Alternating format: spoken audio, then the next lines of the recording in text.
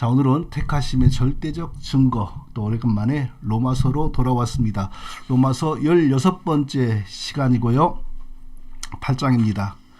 자, 로마서 8장은 구원받은 사람들에게서 반드시 일어나는 성화, 이 성화는 어떤 원리로 진행이 되는가, 그거 설명하는 장이죠. 그 앞에 로마서 7장은 그렇게 옛날 사람들이 중시했던 율법과 성화는 무슨 관련이 있느냐, 이거 설명했고, 8장에서는 성화는 어떻게 진행이 되느냐, 좀 더 구체적으로 성화와 성령의 관계는 어떠하냐, 이거 설명하는 거예요. 근데 성화가 어떻게 이루어지는가를 직접 들어가기 전에 두 가지를 또 제가 한번 짚고 넘어가겠습니다. 제가 여러 번 말했죠. 첫째, 구원을 받기 전에 성화가 일어날 수 있는가 하는 질문. 두 번째, 성화는 우리가 구원을 받는데 얼마나 영향을 미쳤는가, 이것에 대한 거, 이 두 가지를 우리가 한번 먼저 생각을 해보겠습니다. 사실 두 개가 이렇게 상관이 관련이 되어 있는 하나의 질문이죠. 네. 자, 세상에 태어나는 모든 사람들에게는 구원이 없습니다. 구원이 없는 상태로 태어나죠. 그래서 세상에 태어나는 모든 사람들에게는 구원이 절대적으로 필요한 상태입니다. 모든 사람은 구원을 받지 못하면 불행할 수밖에 없죠. 그런데 문제는 이 구원을 받을 수 있는 이 기회, 시간은 지극히 한정되어 있다는 것입니다. 이 구원의 기회가 항상 영원히 있는 것이 아닙니다. 육신 안에서, 이 지상에서 사는 동안이 구원의 기회입니다. 육신과 분리되면 영원히 구원을 받을 기회가 없습니다. 그런데 로마 교회는 다르게 가르치죠. 연옥이라고 하는 것을 말하면서 죽은 이후에도 구원을 받을 수 있는 기회가 있다고 가르칩니다. 자, 한국의 어떤 목사님으로부터 실제로 들은 이야기입니다. 교인 가정에 상이 생겨서 이제 장례식을 인도하러 갔는데, 가보니까 유족들의 종교가 둘로 나누어져서 개신교 신자들과 천주교 유족들이 서로 자기들 방식으로 하려고 하니까 분위기가 아주 예민해지고 있었다고 합니다. 그래가지고 유족들이 이제 합의를 봤어요. 어떻게 합의를 봤냐면은, 서로 시간을 정해가지고 천주교 팀이 먼저 장례 예배를 드리고, 그 다음에 개신교 팀이 이제 또 예배를 드리기로 이렇게 이제 합의를 봤어요. 그래서 개신교 목사님은 이제 조금 물러서서 천주교 팀이 어떻게 하나 이렇게 지켜보고 있었는데, 보니까 이 믿지 않고 가신 분인데, 이 천주교 신부님은 그를 천국으로 보내는 그런 일을 그러니까 하여튼 천국으로 어떻게 그들이 있지 않겠습니까? 하여튼 그런 의도를 가진 그런 일을 예식을 하더라. 그걸 봤다 그래요. 정확하게는 제가 못 들었어요. 또 이건 다른 사례를 들었습니다. 천주교 신자들은, 로마교회 신자들은 어떤 일까지 하냐면은, 믿지 않고 죽은 사람의 묘에 신부와 함께 동행을 해서 또 그 사람을 이제 천국으로 옮기기 위한 천주교의 어떤 예식을 한다는 거예요. 네, 이것은 제가 간접적으로 들었어요. 근데 이미 여러 번 들은 것 같아요. 그런 비슷한 얘기를. 자, 성경은 그런 시도를 전혀 지지하지 않습니다. 성경 어디에도 지상에서 육신 안에서 사는 동안 그리스도를 믿지 않은 사람이 죽은 이후에 그리스도의 은혜를 받아서 천국으로 옮겨지는 그런 것에 대해서 전혀 성경은 지지하지 않습니다. 자, 베드로전서 3장 19절 20절을 보면, 저가 또한 영으로 옥에 있는 영들에게 전파하시니라. 그들은 전에 노아의 날 방주 예비할 동안 하나님이 오래 참고 기다리실 때에 순종치 아니하던 자들이라. 방주에서 물로 말미암아 구원을 얻은 자가 몇 명뿐이니 겨우 8명이라. 이런 말씀 있죠. 지상에서 믿지 않고 죽은 사람들에게도 또 한 번에 천국 갈 수 있는 기회가 있다라고 주장하는 사람들이 이 본문을 많이 인용을 해요. 저가 영으로 옥에 있는 영들에게 전파하시니, 예수님이 그러니까 영으로 십자가에서 죽으신 이후에 영으로 지옥에 가서 그곳에 고통받는 영혼들에게 복음을 전하여서 구원의 기회를 주었다, 이렇게 해석을 하죠. 그렇게 해석을 했을 때 아주 곤란한 문제들이 4가지가 있어요. 제가 순차적으로 설명을 해보겠습니다. 첫째, 예수님은 십자가상에서 죽으실 때 옆에 강도가 구원을 요청했을 때 뭐라고 답하셨습니까? 내가 오늘 나와 함께 낙원에 있으리라. 낙원에 있으리라. 낙원이 천국하고 똑같습니다. 낙원과 천국이 다르고 또 지옥과 음부가 다르다라고 주장하는 분들이 많은데 정통 교회는 그렇게 믿지 않습니다. 낙원과 천국은 같은 곳이고 음부와 지옥도 같은 곳이라고 봅니다. 그러니까 예수님이 돌아가시고 난 다음에 예수님의 영혼이 인성의 영혼이 어디에 가셨냐? 부활하기 전까지 낙원에 가신 거죠. 낙원에 천국에 가 계신 거죠. 그러니까 지옥에 갔다 이게 말이 안 되잖아요. 또 예수님이 그 영으로 지옥에 갔다는 것을 영혼으로 인성의 영혼으로 갔다라고 한번 해석을 해보죠. 자, 예수님의 인성의 몸과 영혼은 이제 우리와 같은 동일한 사람이기 때문에 우리처럼 몸도 있고 영혼도 있거든요. 예수님의 인성에게는. 근데 인성의 보통 사람의 그 똑같은 영혼이에요. 우리 영혼은 2등급이고 예수님의 영혼은 1등급이고 그러지 않아요. 죄만 빼고 인성은 우리와 똑같아요. 근데 우리가 인간이 지옥에 가면 어떻게 돼요? 당장에 그냥 너무 괴로워서 아무 정상적인 활동을 못 하지요. 우리가 찜질방이나 사우나에 가서 경험하는 것과 어떻게 비교를 하겠어요? 도무지 그건 비교할 수 없는 겁니다. 예수님의 영혼이라 할지라도 가서 거기서 차분히 어떻게 복음을 전하겠어요? 그거 불가능합니다. 자, 그러면 예수님이 죽으신 후에 지옥으로 갔다면 이제 신성으로 갔다라는 또 답이 나올 수 있는데, 그런데 예수님의 신성은 지옥으로 갔다 왔다 갔다 왔다 막 이랬다 저랬다 하고 말 것이 없어요. 왜냐하면 예수님의 신성은 하나님이시잖아요. 하나님은 신성이시고 영이신데 지으신 피조물이 있는 곳 어디에든지 계세요. 그러니까 아니 계신 곳이 없어요. 처음부터 예수님의 신성은 지옥에 계셨어요. 아이고 그 뜨거운 곳에서 왜 가셨대요? 거기서 어떻게 사시려고? 그것은 우리가 신성의 특징을 몰라서 하는 말입니다. 신성에게는 그 어떤 피조물로도 해를 받을 일이 없습니다. 그 어떤 피조물도 하나님의 신성을 해치지를 못해요. 그러니까 지옥의 불이 우리 뜨겁다라는 것은 우리 인성의 개념이죠. 신성에게 그게 뭐가 뜨겁고 말고 할 게 어디 있어요. 북극의 얼음이 우리에게는 차갑죠. 그러나 하나님의 신성에게 뭐 차갑고 말고 할 게 어디 있어요. 하나님의 신성은 아니 계신 곳이 없어요. 지으신 피조물이 있는 모든 곳에 계세요. 그러니까 요나가 큰 물고기 뱃속에 갔는데 거기서도 하나님을 만나잖아요. 다니엘의 세 친구가 우상에 절하지 않다가 뜨거운 풀무불에 던져졌는데 거기서도 하나님을 만나잖아요. 자, 다니엘을 던진 그 느부갓네살의 왕의 눈을 열었습니다. 그러니까 느부갓네살 눈에 뭐가 보였냐면 느부갓네살 왕이 급히 일어나서 모사들에게 물어 가로되 우리가 결박하여 불 가운데 던진 자는 셋이 아니었느냐. 그러니까 사드락, 메삭, 아벳느고, 다니엘의 세 친구를 던졌죠. 그들이 왕에게 대답하여 가로되 왕이 옳소이다. 3명 던졌다 이거죠. 근데 왕이 또 말하여 가로되 내가 보니 결박되지 아니한 4사람이 불 가운데로 다니는데 상하지도 아니하였고 그 넷째 모양은 신들의 아들과 같도다. 그러니까 3사람 말고 네 번째는 신들의 아들과 같도다. 신들의 아들을 이제 성자 하나님, 성육신 이전의 성자 하나님으로 보는 견해가 가장 유력합니다. 성자 하나님은 그때 신성이잖아요. 그 신성으로 계시잖아요. 그러니까 그 뜨거운 풀무 불속이나 어디나 아무런 장애가 되질 않아요. 그러니까 그 뜨거운 불 속에서도 자기 백성들을 넉넉하게 지키셨다는 거죠. 쓰고 신성이 무슨 특별히 지옥으로 가서 복음을 전한다 그럴 일 없죠. 복음을 전한다면 손에 못자국이 나 있는 옆구리에 창자국이 있는 그 고난의 흔적을 가진 인성이 가야 되잖아요. 근데 인성으로는 지옥에서 못 견딘다니까요. 말이 안 돼요 그거. 셋째, 또 예수님이 친히 천국과 지옥, 나사로와 부자 얘기하셨는데 거기에서 뭐라고 그러셨어요?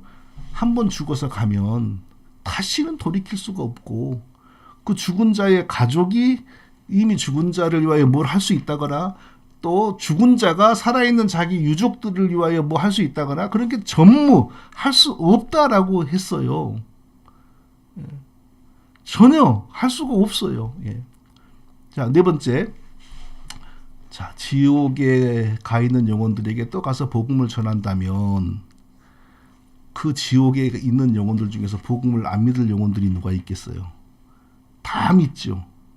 결국에는 지옥이 텅텅 비게 될 거라고요. 그건 지옥 폐쇄해야 돼요, 나중에는. 자, 지옥이 어떤 곳인지를 모르고 농담하는 분들이 많습니다. 아이고, 거기도 사람 사는 곳 같은데 가면 다 사라지지. 왜 못 살아요?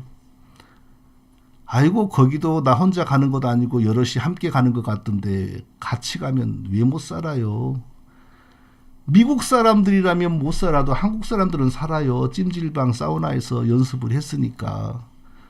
이런 지옥에 대해서 농담하는 사람들 저는 참 많이 봤어요. 제가 진지하게 지옥 설교하고 나니까 그날 밥 먹을 때도 어떤 교인이 그런 말 했고, 근데 그런 말 한다는 것 자체가 예사로운 일이 아니더만요. 나중을 보니까.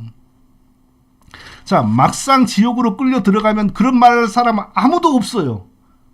그렇게 말할 수 있는 사람 아무도 없어요. 예수님이 지옥의 고통을 어떻게 설명했습니까? 만일 내 발이 너를 범죄하거든 찍어 버려라.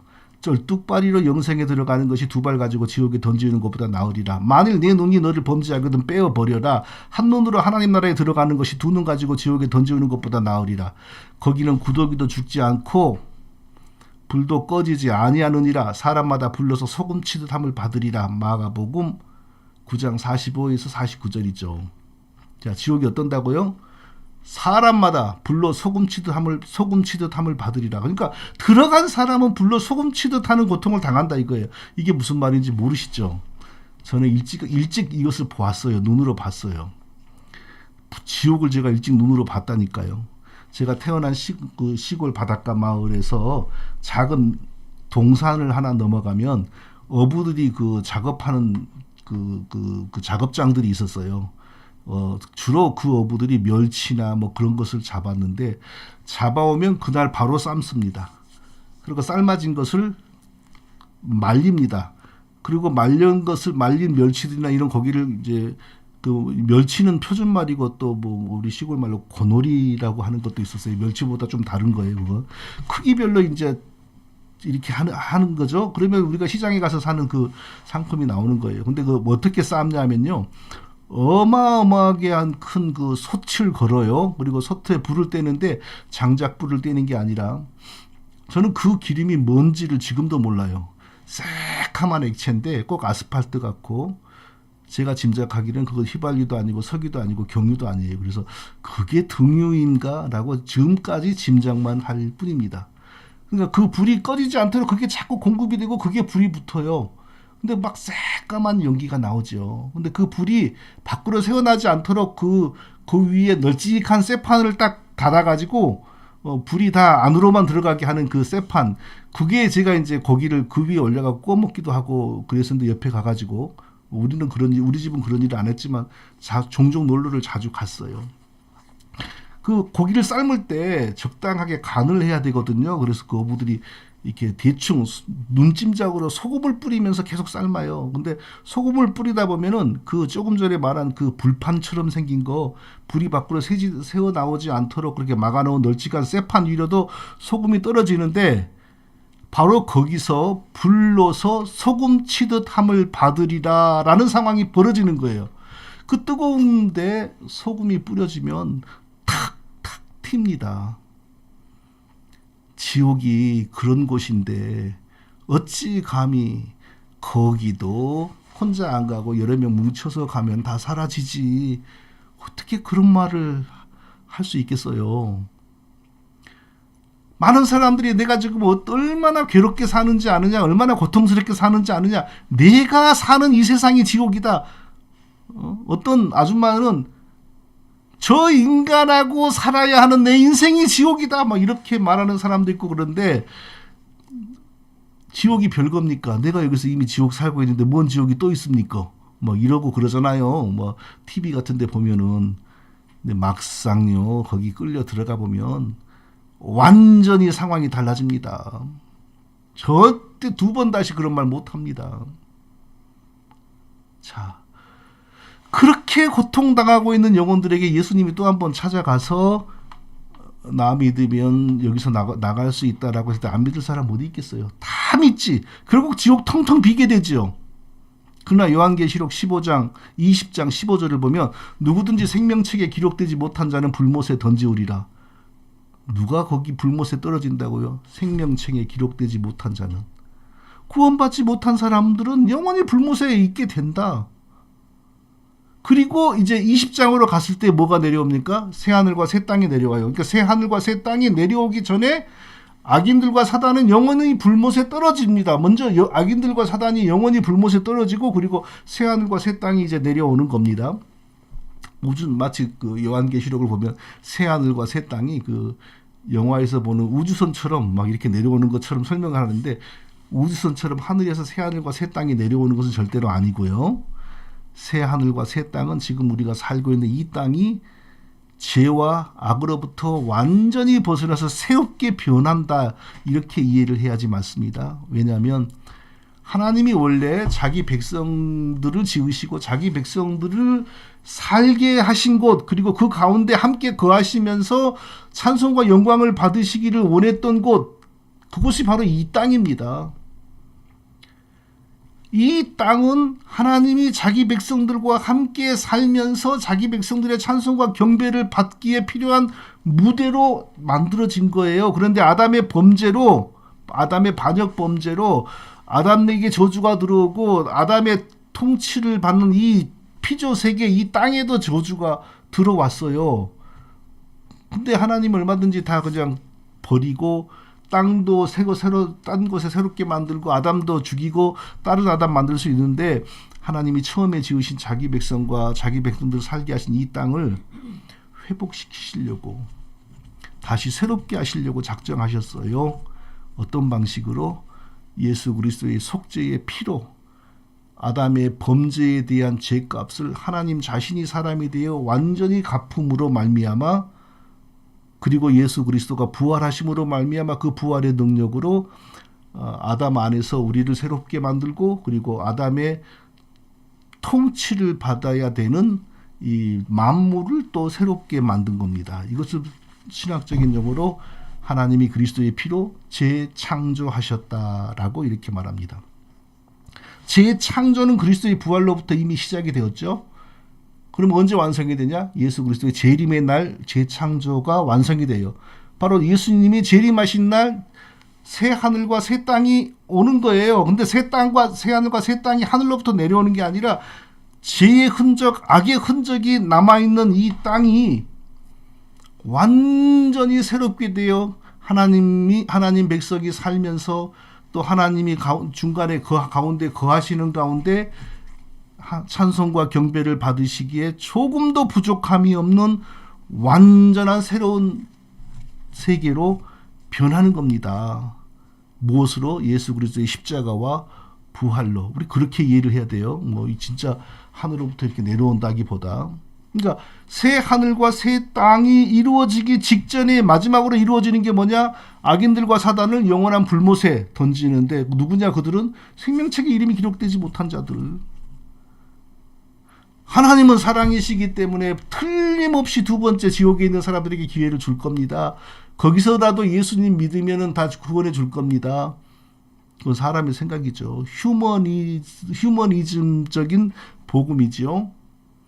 성경은 지상에서 우리가 몸을 가지고 살 때 복음을 믿지 않으면 영원히 구원받을 길이 없다고 말합니다.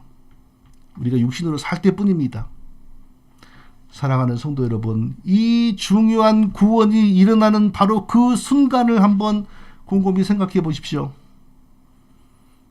우리에게 구원이 벌어지는 바로 그 순간을 한번 돌아보십시오. 돌아본다는 게 참 애매한 말입니다만은 구원은 점진적으로 일어나는 것일까요? 지난해에 나의 구원의 60%가 일어났고 금년에 내 구원의 30%가 일어났고 내년에 내 구원의 10%가 일어났을까요? 아닙니다. 구원은 단회적으로 한 번의 사건으로 완전히 일어납니다. 자, 한 번의 사건으로 일어나는데 10달에 거쳐서 일어날까요? 3일에 걸쳐서 일어날까요? 아니에요. 순간적으로 일어납니다. 한 번의 사건으로 구원이 완성이 되는데 그 한 번의 사건은 뭐 길게 진행되는 게 아니고 순간적인 사건으로 구원이 완성이 됩니다. 삭개오의 구원을 생각해 보겠습니다. 택하신 백성 삭개오를 구원하시기 위하여 예수님을 만나도록 하나님께서 섭리하셨죠. 그러니까 예수님이 지나간다는 말을 듣고 마음속에 예수님을 정말 보고 싶다 하는 그런 마음이 생겨서 뽕나무 위에 올라가서 예수님을 이제 지나가기를 기다리고 있잖아요. 그때 예수님이 자기 백성 삭개오를 보고 삭개오야 내려와라. 오늘 내가 너희 집에서 자야 되겠다. 했더니 삭개오가 너무 좋아서 내려오는 거예요. 그리고 바로 그 순간 예수님이 오늘 구원이 이 집에 이르렀으니 이 사람도 아브라함의 자손이다. 오늘 구원이 이 집에 이르렀으니 영어 성경을 보면 Salvation is coming to this house 뭐 이런 식이에요. is coming. 그 순간 구원이 내려오는 거예요. 그 순간. 바로 그날 그 순간. 그러니까 점진적으로 구원이 벌어지는 것이 아니고 그 단회적인 사건을 통하여 그리고 그 긴 시간이 아니라 바로 그 순간 구원이 삭개오에게 임한 겁니다. 그날 이후로 구원을 위하여 남은 어떤 과정이 삭개오에게 남아있지 않습니다. 성령이 하나님이 택하신 백성 삭개오 마음에 예수님이 지나간다는데 예수님을 좀 보고 싶어 하는 그 신비한 마음을 일으키시고 그리고 예수님이 지나가는 순간 삭개오의 죽은 영혼을 하나님이 먼저 살리시면서 저분을 믿어 은혜 주시는 거죠. 그러니까 그 순간 믿는 거죠. 이 신비한 일이 벌어지는 거죠. 바로 그 순간 죄 용서받고 하나님의 자녀가 되는 거죠. 성도님들에게 오늘 설교를 시작할 때 했던 질문을 다시 한번 상기해 드리겠습니다. 첫 번째 질문, 구원이 일어나기 전에 성화는 일어날 수 있을까요? 절대로 가능하지 않습니다. 왜요? 성화는 예수님을 믿음으로 죄 용서받은 성도에게 십자가의 능력을 적용하여 그 사람을 새롭게 만들고자 그리스도를 대신하시는 분으로 성령이 우리에게 오시면서 시작이 되는 거예요. 성령이 오시기 전에는 성화라는 건 없어요. 아니 누구는 구원받기 전부터 참 사람이 좋았다니까요. 그건 사람이 좋은 거죠. 타고난 성품이 좋은 겁니다. 타고난 성품이 좋은 것과 성화는 다릅니다. 성화는 반드시 그리스도를 믿고 그리스도의 십자가의 은혜와 능력을 적용하는 성령이 내게 오셔서 성령이 내 마음을 고치고 성령이 내 영혼을 고쳐서 내가 하나님을 경외하기 합당한 사람으로 변화되는 게 성화지. 성령 받기 전에 성품이 좋은 공자 같은 사람, 맹자 같은 사람 절대 성화되었다고 말하지 않습니다. 그거 성화되었다 그러면 큰일 나죠. 다른 종교에도 성화가 있고 무속인들에게도 성화가 있고 불신자들에게도 성화가 있는 거 아니에요? 그러면은 절대 안 되죠. 두 번째 질문, 구원을 받는데 성화는 조금이라도 영향을 미칠까요? 이미 답이 나왔어요. 구원 받기 전에는 성화라는 게 없어요. 좀 더 성품이 좋은 사람들이 있을 뿐이죠. 그런데 구원을 받는 과정에서 하나님께서 그 사람이 타고난 성품이 좀 더 좋은가, 이 사람은 타고난 성품이 좀 더 못한가, 이런 것은 아예 가산점으로 챙기지를 않아요. 구원은 오직 하나님이 창세전에 자기 백성으로 택하시고 택하신 자에게 복음을 주시고 또 택하신 자의 마음에 복음을 믿고 싶은 마음이 일어나도록 은혜 베푸시고 그리고 먼저 영혼을 살려주면서 그 살아남과 동시에 복음을 믿음으로 죄 용서받고 성령 받는 겁니다. 절대 하나님께서 누구는 타고난 성격이 좀 좋구나 이거 보고 구원 주시는 거 아닙니다. 구원받기 전에 사람 사이에 성품이 좀 더 좋고 못하고 이런 걸 논하는 것은요, 죄송한 표현인데 미개한 시대에 보신탕 먹을 때 내일 모레 보신탕으로 끌려갈 우리 멍멍이 친구들이 서로 간에 야 너는 재가 묻었구나, 너는 똥이 묻었어 임마, 이런 거 따지고 서로 비교하는 거하고 똑같은 거죠. 구원은 오직 하나님이 택하여 주시고 복음을 듣게 하시고 믿게 해주시는 은혜를 베푸시고 그리고 믿을 수 있도록 먼저 영혼을 살려주심으로 믿음과 더불어 죄 용서와 성령의 임재가 일어남으로 받는 겁니다. 또 하나의 질문을 추가해 보자면요. 세 번째 질문을 만든다면 사람이 구원받기 전에 자기의 구원을 위하여 기도하고 고민하고 노력하는 것이 가능할까요? 불가능하죠. 모든 영혼은 죽은 상태로 태어나요. 영혼이 죽은 상태로 태어난다는 말은 그 사람이 도덕적인 기능이 없다라는 게 아닙니다. 도덕적인 기능은 있어요. 신기하게. 다 그런 건 아니지만 그래서 착하고 선한 일을 사모해요. 그러나 구원에 대해서 하나님에 대해서는 죽은 상태로 태어나요. 그래서 절대로 구원의 길을 제시하면 관심을 보이지 않거나 회피하거나 또 사단에게 사로잡혀 있는 상태이기 때문에 저항하거나 화를 내요. 그런데 이상하게 그 중에 또 도덕적인 일에 대해서는 호의적인 자세를 가진 사람들이 많아요. 그러니까 마귀도 하나님 노릇을 할 수가 있는 거죠. 자기를 하나님처럼 보이게 만드는 거죠. 잘 생각해 보세요. 사람이 자기 구원에 대해서 생각을 해본다, 고민한다, 기도한다, 구원을 고대하면서 예배를 드린다, 죄를 회개한다. 그런 일이 일어났다는 건 이미 그 사람의 영혼이 하나님이 그 사람의 영혼을 이미 살려 주었기 때문에 가능한 겁니다. 하나님이 그 사람의 영혼을 살려 주었다라는 것은 이미 구원이 되었다는 거죠. 아니, 성령이 그 사람의 영혼을 살려 놓았으니까 그런 일이 나면 내가 구원받았다라고 생각할 일이지, 왜 나는 언제 구원을 받을까? 나는 언제 어떻게 해야지 구원을 받을까? 이런 고민을 왜 할까요? 아직 영혼이 살아났으나 너무 지각이 미약하고 성숙이 이루어지지 않고 하나님의 말씀을 알지 못하기 때문에 자기의 영적인 미약 상태를 자기의 영적 죽음의 상태로 오판을 하는 거예요. 사람도 마찬가지, 육신에 태어나는 것도 마찬가지예요. 태어나자마자 바로 그 다음날 나는 누구지? 나는 어디로부터 왔지? 생각하는 사람이 어디가 있어요? 아무도 없어요. 조금 크고 말도 하고 세상 이치를 배우고 난다면 나는 엄마 어디로부터 왔어? 그렇게 이제 철없는 질문부터 시작하면서 지각이 형성이 되고 인격이 발달하는 거하고 똑같아요. 그러다가 성인이 되면 나는 누구이고 어떤 아버지 어떤 어머니를 통해 이 세상에 왔다. 그걸 정확히 알게 되잖아요. 사람이 영적으로 태어나서 성장하는 것과 사람이 육적으로 태어나서 성장하는 것 같습니다. 영적으로 태어나지도 않은 영혼이 어떻게 자기의 영적인 태어남을 사모하고 기도하고 준비한다는 게 무슨 그게 말 같지도 않은 소리입니까? 태어나지도 않는, 거듭나지도 않은 영혼이 어떻게 자기의 태어남을 준비하고 사모합니까? 심지어 영혼은요, 우리들의 영혼은 내가 지금 성령에 의해서 거듭나고 있을 때도 야, 내가 지금 거듭나고 있구나. 전혀 그런 거 못 느낍니다. 전혀 못 느껴요. 애들이 태어날 때 응애응애하고 나오면서 야, 내가 드디어 세상 바람을 쐬는구나. 그거 기억하고 인지하는 애가 어디가 있어요.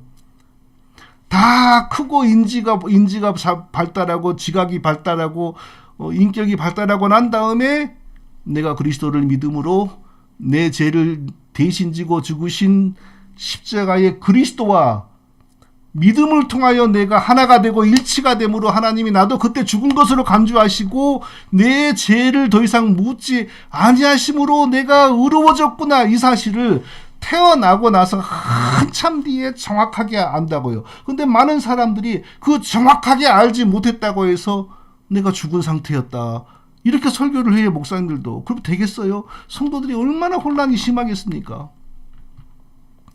청교도들이 회심 준비론이라고 하는 그럴싸한 명칭으로 그런 것을 고상하게 가르치기 전에 많은 목사님들이 그런 설교를 해왔어요. 그러니까 오늘날 성도들이 혼동하는 거예요.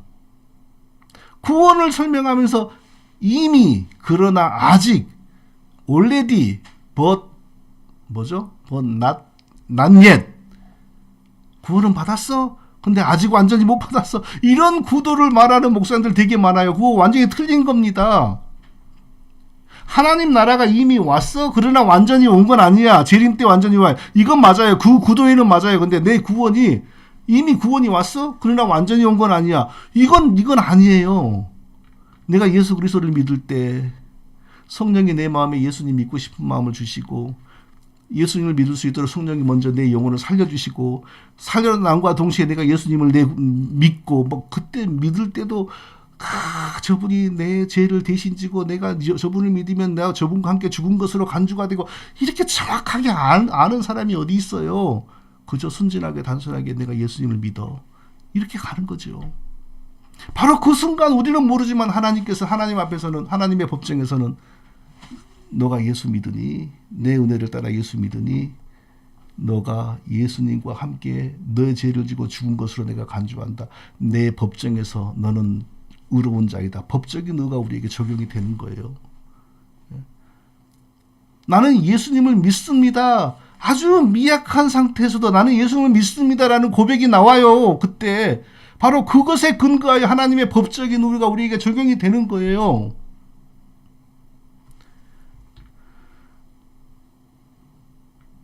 내가 그리스도와 함께 십자가에 못 박혔나니 그런즉 이제는 내가 산 것이 아니요 오직 내 안에 그리스도께서 사신 것이라. 이제 내가 육체 가운데 사는 것은 나를 사랑하사 나를 위하여 자기 몸을 버리신 하나님의 아들을 믿는 믿음 안에서 사는 것이라. 갈라디아서 2장 20절이죠. 사도 바울이 내가 그리스도와 함께 십자가에 못 박혔나니, 대체 언제 사도 바울이 그리스도와 함께 십자가에 못 박혔습니까? 그런 적 없습니다. 사도 바울은 역사에 언제 등장합니까? 그리스도가 이미 십자가에 못 박히고 죽으시고 부활하시고 하늘로 가시고 난 다음에 그리스도의 제자들이 교회를 세울 때 그때 등장하잖아요. 만일 사도 바울이 예수님이 십자가에 못 박힐 때 이미 등장해서 예수님을 회방했다면 예수님이 숨 넘어갈 때 어떻게 했을까요? 로마 군병들이 창으로 한 번 찌를 때 옆에서 한 번으로 안 돼, 죄송한데 이랬을 거예요. 저놈은 확실하게 죽어야 돼. 왼쪽 옆구리 한번 찌르고 오른쪽 옆구리 한번 찌르고 가운데도 한번 찔러. 확실하게 죽어야 돼. 저놈은. 분명히 이랬을 사람입니다. 그 정도로 악한 죄인이었습니다. 그런데 하나님께서 그 십자가에 달려 죽으신 그분이 바울의 죄를 대신 짊어지고 죽으신 그 하나님의 성육신자라는 사실을, 그분이 바로 바울이 그토록 존경하는 구약의 여호와 하나님이라는 사실을 직접 가르쳐줘서 믿게 했습니다. 바울이 그 예수님을 믿는 순간 십자가에 달리신 예수님과, 바울의 죄값을 대신 갚기 위하여 십자가에 달리신 예수님과 그분을 믿는 바울이 함께 죽은 것으로 하나님의 눈에서, 하나님의 법정에서 동일시된 거죠. 그래서 내가 그리스도와 함께 십자가에 못 박혔나니, 이것이 바로 우리 모두를 구원해 주신 하나님의 법정적인 의입니다. 모든 사람의 구원은 이 법적인 의로만 이루어집니다. 아무도 실질적인 의가 작용하여 구원 얻은 사람이 없어요. 나는 구원받기 전에 내 구원을 위해서 내가 간절히 기도했어요. 고민 많이 했습니다. 이렇게 말한다는 게 뭡니까? 내 구원에 나의 실질적인 의가 작용했습니다, 이 뜻이잖아요. 영혼이 죽은 상태에서 아직 태어나지도 않은 영혼이 자기 태어남을 위하여 뭘 한다는 거예요 도대체. 이미 살아나서 갓난장이 때 했던 일을 태어나기 전에 한 일로 스스로 착각하는 거예요. 자, 이제 설교를 성화로 이제 옮기겠습니다. 오늘 본문에 맞게. 좀 늦었죠. 성화가 뭔가 확실하게 다시 짚어보겠습니다. 우리는 태어날 때 죄의 종으로 태어났습니다. 사단의 종으로 태어났습니다. 성화가 안 일어나면 그대로 가는 거죠. 그러나 성화가 일어나면 어떻게 된다고요? 죄와 싸우는 사람으로 변하고 사단을 경외하지 않고 사단을 대적하고 하나님을 경외하는 사람으로 변화됩니다. 이것이 성화입니다. 이걸 다르게 말하면요, 실질적 의인, 구원을 받을 때는 오직 예수님 믿으니까 예수님과 내가 함께 십자가에서 죄값을 치르고 죽은 것으로 간주해줘요. 법적인 의로만 구원을 받아요. 그리고 법적인 의로 구원받는 사람은 반드시 어떻게 된다고요? 성화가 돼요. 성화가 되는 거 다르게 말하면요, 이제 실질적인 하나님의 의로운 사람으로 변화가 되어 가는 거예요. 아무 변화가 없는 사람을 기독교에서는 오직 예수 믿는다고 하기 때문에 구원받은 사람이다라고 100% 지지하는가? 성경은 그것을 가르치는가? 구원파는 그렇게 공격하죠. 근데 뭘 모르고 공격하는 거예요. 기독교는 그렇게 가르치지 않어요. 예수 믿었다고 하나 아무 변화가 일어나지 않는 사람, 그저 예수 믿는다라고 말한다는 이유만으로 그 사람 그리스도인이고 구원받았다, 이렇게 가르치지 않습니다. 정상적 기독교가. 오직 법적인 의로 구원을 받은 사람은 반드시 사는 동안에 실질적으로 의로운 사람이 되어 가기를 시작합니다. 이게 기독교의 가르침이에요. 여기서 바로 장로교회와 감리교회의 신앙이 갈라지는 거예요. 감리교회는 어떻게 가르치냐? 예수 믿고 그리고 너가 열심히 노력하여 실질적으로 완전히 의로워져 가면 구원이 완성이 되는 거고, 실질적으로 의로워지지 못하면 다시 떨어져 지옥에 가는 거야. 감리교는 이렇게 가르쳐요. 장로교는요, 오직 법적인 의로 완전히 영원히 구원을 받고, 그리고 구원의 확실한 열매로, 그리고 반드시 나타나는 구원의 증거와 열매로서 이제 실질적으로 의로운 사람으로 변화되어 간다. 그걸 보고 구원을 안다. 이렇게 가르치는 거예요. 자, 구원받은 성도가 실질적 의인으로 변해가는 과정, 두 글자로 성화라고 했죠. 자, 오늘은 성화에 대해서 아주 중요한 것 한 가지를 살펴보고 마치겠습니다. 성화, 어떤 의미가 있냐? 하나님께서 어떤 사람을 창세전에 구원받을 자기 백성으로 택하셨습니다. 이건 성경이 분명히 수없이 말하는 내용이죠. 그럼 누가 택함을 받은 사람인지 우리가 어떻게 아는가? 그 증거는 뭐냐? 그 절대적인 증거는 바로 성화라는 겁니다. 하나님이 구원받도록 택하셨어요. 많은 사람들을. 그럼 그걸 어떻게 할까? 교회 다니는 걸로? 그럴 수 있죠. 그러나 정확한 거 아닙니다. 기도 생활하는 걸로? 그럴 수 있죠. 그러나 그 정확한 거 아닙니다. 가장 정확한 절대적 증거는 뭐냐? 성화입니다. 성화를 보고 저 사람은 구원받기로 예정되었고 드디어 하나님의 은혜를 입어서 진짜 구원을 받고 이제 하나님 백성답게 살아가는구나 알게 되는 거예요. 곧 창세전에 그리스도 안에서 우리를 택하사 우리로 사랑 안에서 그 앞에 거룩하고 흠이 없게 하시려고 그 기쁘신 뜻대로 우리를 예정하사 예수 그리스도로 말미암아 자기의 아들들이 되게 하셨으니, 에베소서 1장 4절 5절이죠. 창세전에 우리를 택하셨습니다. 우리를 흔히 창세전에 우리를 택하셨습니다. 그러면 왜? 구원받게 하려고 이렇게만 생각하잖아요. 그래서 잘 보세요. 창세전에 그리스도 안에서 우리를 택하사 어떻게? 우리로 사랑 안에서 그 앞에 거룩하고 흠이 없게 하시려고. 여기에 포인트가 있는 거죠. 왜 우리를 택해요? 거룩하고 흠이 없게 만들려고 우리를 택해요. 왜 우리를 거룩하고 흠이 없게 만드실까요? 천국을 쓰레기장으로 안 만들려고 그러시는 거죠. 우리를 구원해 내 가지고 있는 그대로 천국에서 그대로 살게 하면은 천국이 쓰레기장 되거나 지옥과 같은 곳 되는 것은 시간 문제죠.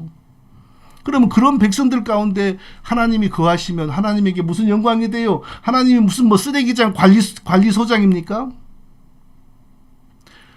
하나님은 거룩한 백성들 가운데 거하시면서 찬송을 받기를 원하셔서 우리를 택하셨어요. 하나님은 거룩하고 흠이 없는 자기 백성들을 생산하시기 위하여 예수 그리스도를 보내어 대신 죄값을 갚게 하시고, 그리고 그 십자가의 능력을 우리에게 적용하여 우리를 거룩하게 만들기 위하여 성령을 우리에게 보내신 거예요.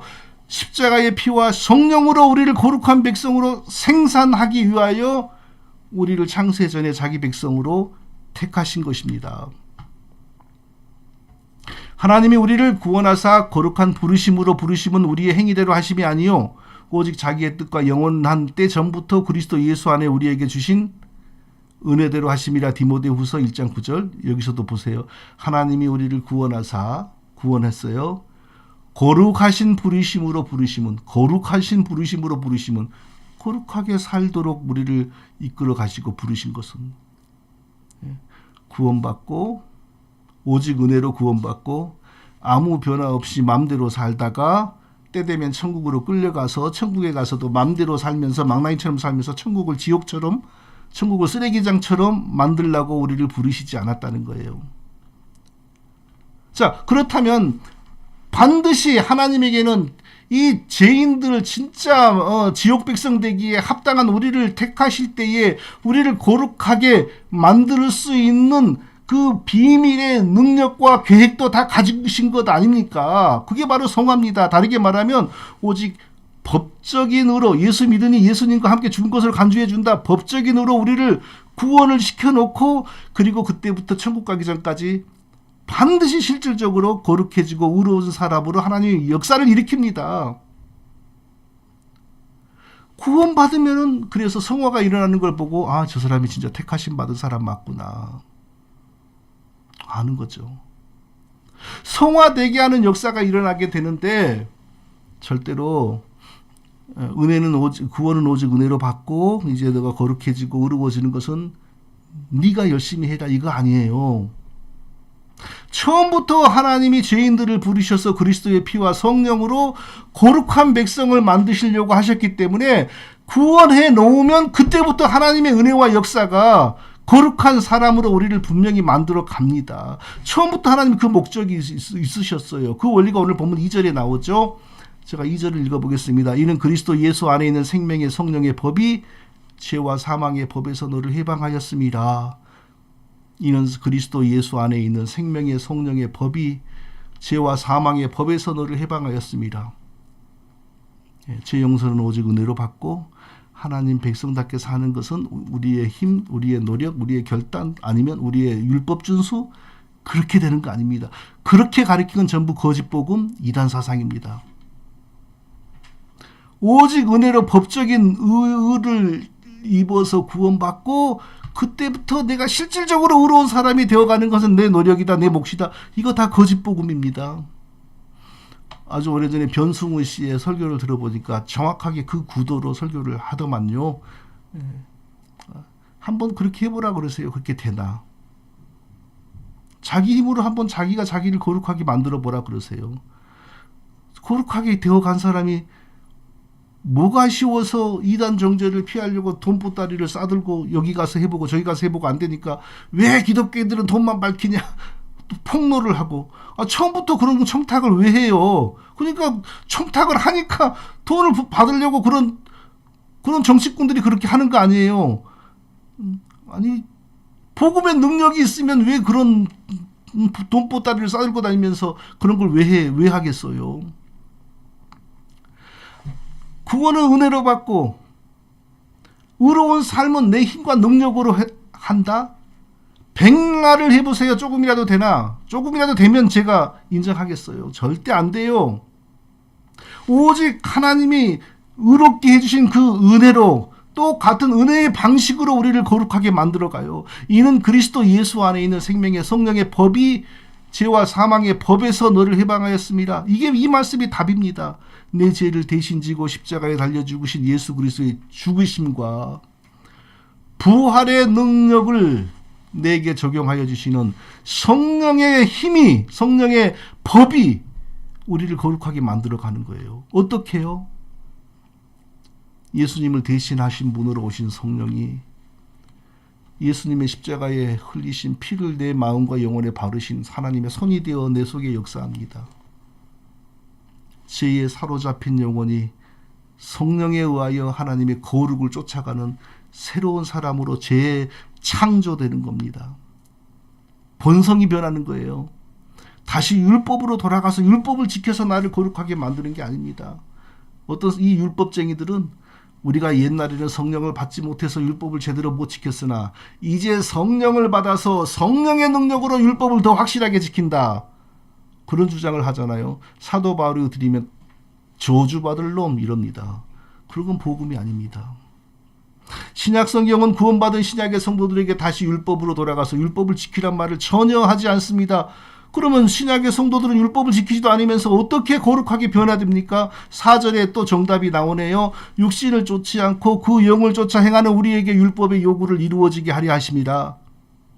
육신을 쫓지 않고 그 영을 쫓아 행하는 우리에게 율법의 요구를 이루어지게 하심이라. 신약 성경에서 말하는 육신은 우리의 몸이 아니고 우리의 제약된 본성입니다. 그리스도의 죽으심과 부활의 능력을 우리에게 적용하기 위하여 그리스도를 대신하여 우리에게 오신 성령이 그리스도의 피의 능력으로 우리의 마음과 본성을 고치시니 죄를 즐거워하는 옛날의 본성으로 살지 않게 된다는 거죠. 그리고 성령이 인도하시는 대로 서서히 방향을 틀기를 시작한다는 거지요. 그 영을 쫓아 행하는 우리에게 율법의 요구를 이루어지게 하려 하심이라. 예수님을 대신하여 우리에게 오신 성령이 우리를 인도해 가시니 그 성령의 인도하심을 따라 살기를 시작하니 율법 조항을, 율법 조문들을 하나씩 하나씩 지키지 않아도 율법이 요구하는 거룩하고 의로운 삶이 아장아장 시작이 된다는 것입니다. 오직 은혜로, 법적인 의로 구원을 받고 또 성령의 은혜로 거룩하고 의로운 사람으로 변화되어져 가는 겁니다. 이게 복음이고 이게 진리입니다.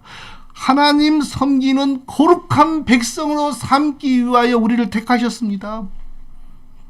하나님 섬기는 거룩한 백성이 되도록 우리를 택하시고 구원을 주시면서 이제 나머지 네가 해봐라고 하신 것이 아니에요. 똑같이 은혜의 방식으로 성령을, 그리스도를 대신하는 성령을, 그리스도의 십자가의 피를 우리에게 발라주시고 적용하는 성령을 우리에게 보내시어 성령의 역사로 우리의 본성이 변하고 우리에게 새 마음이 생기고 성령의 인도를 따라 살면 율법 하지 않으면서도 율법이 가르치고 요구하는 거룩하고 의로운 삶을 살기를 시작하는 겁니다. 이것이 바로 저 사람이 하나님 백성으로 택하심을 받았고 구원을 받았고 이제 하나님 백성으로서 성장해 가고 있구나라는 절대적인 증거입니다. 방언 그런 거 증거 아닙니다. 방언하면서도 시기 질투하고 맨날 이단 쫓아다니는 사람들 얼마나 많습니까? 헌금, 예배, 기도, 단기 선교 이런 것이 절대적인 예정의 택하심의 증거가 아닙니다. 구원의 증거도 절대적인 것 아닙니다. 절대적인 하나님의 예정, 택하심, 구원의 증거 성화입니다. 이전과 다르게 거룩한 사람으로, 하나님을 진실로 경외하는 사람으로, 죄와 싸우는 사람으로, 사단과 거짓을 분별하는 사람으로 변화되어져 가는 것, 이것이야말로 그가 하나님의 백성으로 택하심을 받았고 그리스도를 믿어 구원받았고 성령을 받고 성령과 동행하고 있다라고 하는 확실한 증거인 것입니다. 사랑하는 모든 성도님들과 저에게 이 은혜가 날마다 풍성하게 흘러넘치시기를 예수님의 이름으로 축원드립니다. 거룩하신 아버지 하나님, 날로 우리의 삶 속에서 거룩함과 의로움이 흘러넘치게 하시고 그리하여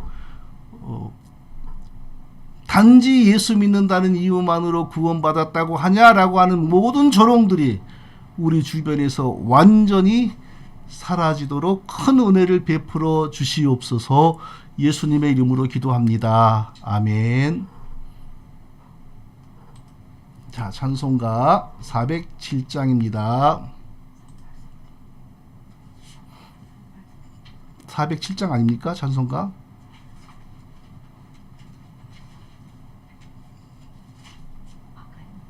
또 했어요? 아까 했어? 이거 그동 네, 384장입니다. 384장.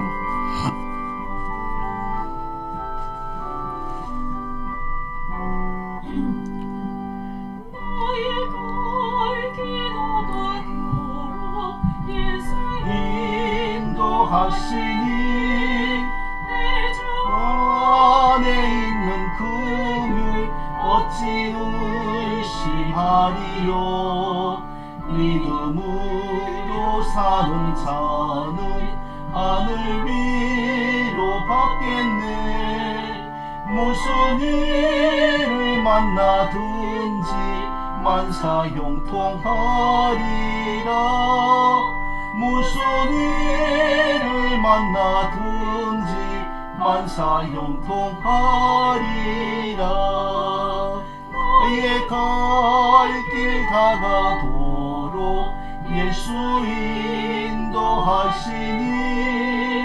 어려운 일 당할 때도 족한 은혜 주시네. 나는 비고단하고 영혼 매우 가라나 모세 앞에 반석에서 샘물 나게 하시네 나의 앞에 반석에서 샘물 나게 하시네 나의 갈 길 다가도록 예수 인도하시니 그의 사랑 어찌 큰지 말로 할 수 없도다 감화받은 영혼 하늘나라 갈대니 영영 부를 나의 찬송 예수 인도하셨네 영영 부를 나의 찬송 예수 인도하셨네 아멘.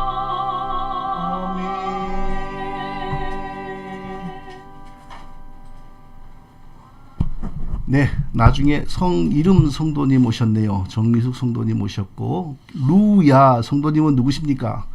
예, 반갑습니다.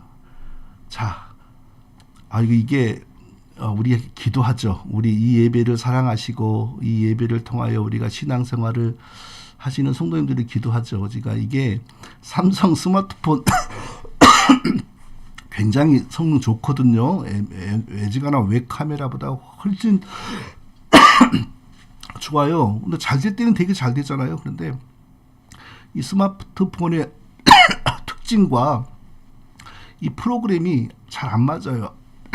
그래가지고 이 자꾸 컴퓨터를 업데이트를 하라고 시키고 안 하면 자꾸 하라고 뜨고 업데이트를 하면은 이 기능이 안 되는 거예요. 그래서 아주 이런 용도의 전문적인 카메라를 하나 장기적으로 하나 장만하면 뭐 이때뿐이 아니라 여러 가지로 좋지 않겠어요. 그래서 성도들 기도하시죠. 근데 조금 값은 나가요. 그런 게 값은 좀 나갑니다. 그러니까 또 우리가 기도하다 보면 또 하나님이 적당한 또 손길을 통하여 장만할 수 있도록 다 해주실 걸로 저는 생각합니다. 지금까지 그래왔어요. 처음에 이 장비들 장만할 때도 엉뚱한 분이 이거 다 장만을 해 주셨어요. 그분은 여기 자주 들어오지도 못해요. 그때 몇 번 들어오시고 이제 본교회 가서 주일 예배 드리시고 그랬었어요. 근데 뭐 하나님께서 자기 백성들을 돌보시고 영혼들을 돌보시는 일에 하나님이 역사하시더라고요. 자, 이제 예배를 마치고 제가 축도함으로 예배를 마치도록 하겠습니다. 자, 서로 인사 나누고 또 헤어지도록 하겠습니다. 이제는 친히 자기의 피로 우리의 죄를 사하신 주 예수 그리스도의 은혜와 하나님 아버지의 사랑하심과 성령의 위로 교통하신 은혜가 오늘도 온갖 종류의 사연을 다 가슴에 품고 고통 가운데 인내 가운데 기도 가운데 한 줄기 소망을 발견하고자 이 예배를 찾아온 모든 성도들 위해 이제로부터 영원토록 함께 있을지어다. 아멘.